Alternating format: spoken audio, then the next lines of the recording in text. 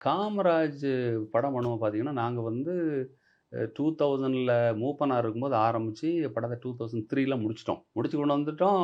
அப்போ நான் சொல்றேன், "கடைசி அவருடைய இறுதி யாத்திரையில வந்து நீங்க ஒரு பாட்டு பாடுனா நல்லாருக்கும். பார்ப்போம்." அப்படின்னாரு அவ்வளோதான். அப்போ வந்து பார்த்தீங்கன்னா, படத்த பார்த்துட்டாரு. கடைசி நாளு வாலிய வந்து அவரே ஃபோன் பண்ணி வரவழைக்கிறாரு. ஒரு சின்ன சம்பளத்த அவரு ஃபிக்ஸ் பண்ணி குடுத்து, "இப்ப எழுதி குடுங்க." அப்படின்றாரு. அந்த பாட்ட அவரு ரெக்கார்டிங் ரூம் கூட போகல. அவருடைய ரூம்லயே உட்கார்ந்து மைக் முன்னாடி எழுந்து பாடிட்டாரு. 2டே இதா முதல் ஒரு போர்ஷன பாடுறாரு, 2வது ஒரு போர்ஷன பாடுறாரு. பாடி முடிச்சதும் அங்க கொஞ்சம் பேர்லாம் வந்து கண் கலங்கிட்டாங்க. இப்பவும் பார்த்தீங்க அப்டின்னா, அந்த நாங்க எங்களுடைய உழைப்பு, அவ்வளவு உழைப்புக்கு ஈக்குவலா அந்த பாட்டு இருக்கும். நாடு பார்த்த தொண்டாங்கிற பாட்டு இருக்கும். ஸோ இயற்கை அவருக்கு அப்படி ஒரு கிஃப்ட்ட குடுத்துருக்கு.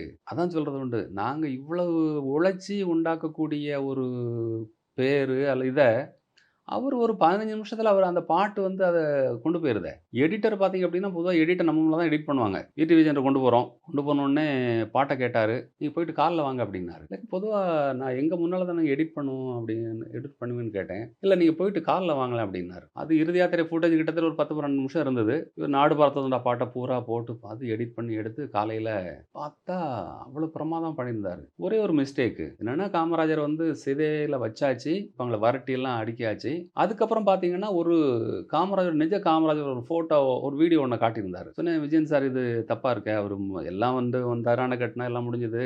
சிதையில வச்சாச்சு. இந்த ஃபோட்டோவ போட்டிருக்கீங்களே" அப்டின்னேன். "தமிழ்ல ஒரு கலாச்சாரம் இருக்கு தெரியுமா?" அப்டின்னாரு. "என்ன?" அப்டின்னேன். "சிதையில வச்சதுக்கப்புறம் அந்த வெட்டியான் குரல் குடுப்பான் தெரியுமா? கடைசியா பார்க்குறவங்க பார்த்துக்கிடுங்க" அப்டின்னுட்டு. அப்பா! எனக்கு ஆச்சரியமா இருந்தது. அவரும் பை பெர்த் மலையாளி. அப்புறம் அங்க அந்த கலாச்சாரம் இருக்கா தெரியாது. எனக்கு அந்த ஒரு புது பாடத்தை கத்துக் குடுத்துட்டாரு. அப்டி வச்சிருந்தாரு. அது இன்னும் அந்த பாட்டு வந்து பாருங்களேன், எல்லாம் மில்லியன் கணக்குல பார்த்துட்டு இருப்பாங்க.